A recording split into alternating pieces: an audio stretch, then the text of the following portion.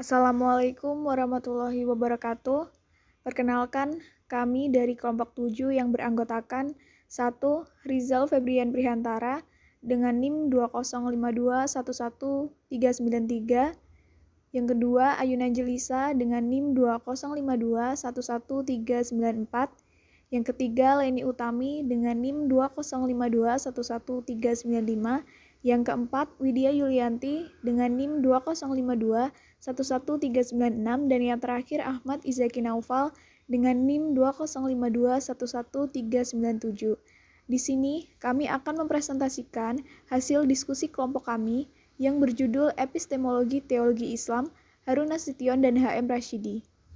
Pengertian teologi Islam. Kata teologi dari segi etimologis maupun termologis, yaitu kata teologi berasal dari bahasa Yunani, yaitu teologia, yang terdiri dari kata theos yang artinya Tuhan dan logos yang artinya ilmu.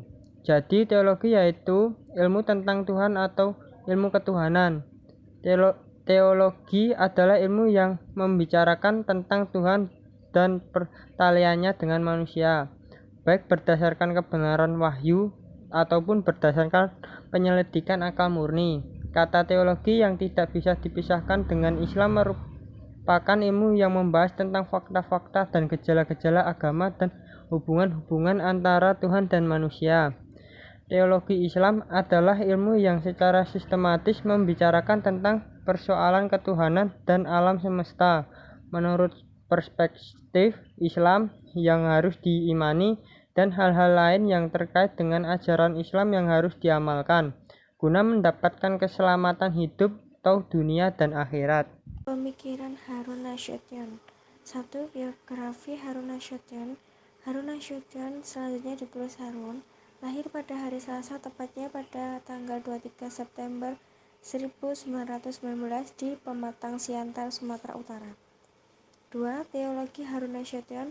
Menurut Harun, umat Islam Indonesia kebanyakan mengutamakan hidup spiritual keakhiratan daripada hidup material di dunia. Hal ini berarti terjadi ketidakseimbangan antara kehidupan spiritual akhirat dan kehidupan material dunia. Untuk mencapai keseimbangan dan kemajuan kehidupan umat Islam tersebut, Harun menawarkan gagasan penggunaan teologi rasional. Teologi rasional yang dimaksud adalah bahwa kita harus menggunakan rasio atau akal dalam urusan-urusan dunia dan agama tanpa harus menyampingkan wahyu. Dari pemikiran Harun tersebut dapat dipahami bahwa jika hendak memperbaiki kondisi umat Islam, yang mendesak dilakukan adalah membuang teologi fatalistik menuju teologi yang berwatak rasional serta mandiri. Dari pemikiran Harun terlihat jelas bahwa Harun hendak mengganti teologi tradisional ke arah teologi rasional. Ini dapat dipahami bahwa teologi yang berkembang di Indonesia yang dimaksud adalah teologi Asy'ariyah, sedangkan teologi rasional adalah teologi Mu'tazilah. Dalam aspek teologi yang diuraikan oleh Harun Nasution yang dibahas yakni tentang akal dan wahyu, kebebasan manusia dan kekuasaan mutlak Tuhan. Akal dan wahyu. Dalam pembahasan ini berkenaan dengan pemahaman tentang hubungan akal dan wahyu. Hubungan antara akal dan wahyu memang menimbulkan berbagai pertanyaan, akan tetapi keduanya tidak bertentangan, keduanya saling berhubungan. B. Kebebasan manusia. Harun Nasution ternyata juga telah memakai taktik Muhammad Abduh mengenai kebebasan manusia, di antaranya menyebarkan ide-ide tetapi tidak terlalu bertele-tele dan tidak memakai etiket seperti Muhammad Abduh atau Mu'tazilah kalau ada dugaan bahwa kelompok tertentu tidak senang terhadap etiket itu. C. Kekuasaan mutlak Tuhan. Kekuasaan mutlak Tuhan menurut Harun bahwa sunnah Allah yang tidak mengalami perubahan atas kehendak Tuhan sendiri merupakan batasan bagi kekuasaan dan kehendak mutlak Tuhan. Pemikiran Islam H.M. Rashidi.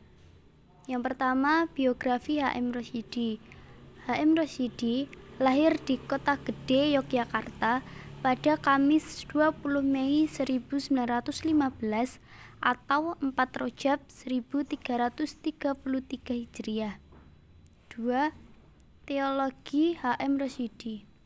Rosyidi menolak gagasan Harun yang hendak mengganti teologi Asy'ariyah menjadi teologi Mu'tazilah. Dan dapat dikatakan bahwa Rosyidi lebih cenderung pada pembelaannya terhadap faham Asy'ariyah. Hal ini berarti dalam pendekatan teologi cenderung bermazhab Asy'ariyah.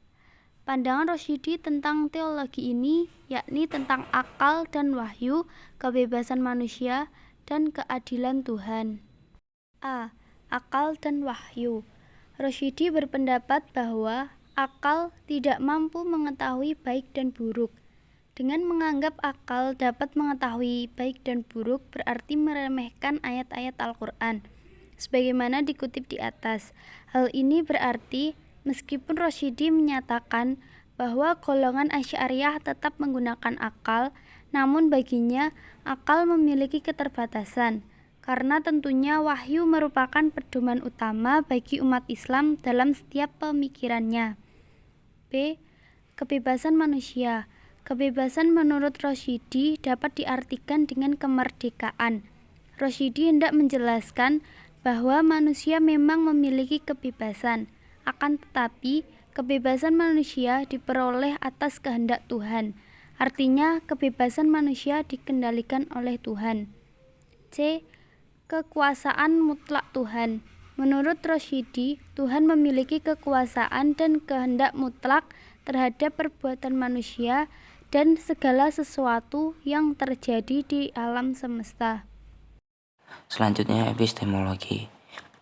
Epistemologi yang digunakan Harun Nasution dalam pemikiran Islam adalah dengan cara berpikir rasional. Dengan demikian, epistemologi Harun memiliki kesamaan dengan epistemologi Mu'tazilah, dan dalam pemikiran Islam di Indonesia bercorak rasional yang menerima ijtihad dan ijma para ulama. Sedangkan Rosyidi lebih cenderung pada epistemologi Asy'ariyah, bahwa sumber pengetahuan yang diyakini oleh manusia adalah teks wahyu, yakni kebenaran mutlak ada dalam Al-Quran. Pengetahuan dan kebenaran yang ditimbulkan oleh hasil pemikiran manusia adalah keberanian relatif. Dengan demikian, pemikiran Rosyidi secara epistemologi dapat dikatakan bersifat tradisional. Baiklah, sekian presentasi dari kelompok kami. Apabila ada salah kata dan kurangnya kami mohon maaf. Wassalamualaikum warahmatullahi wabarakatuh.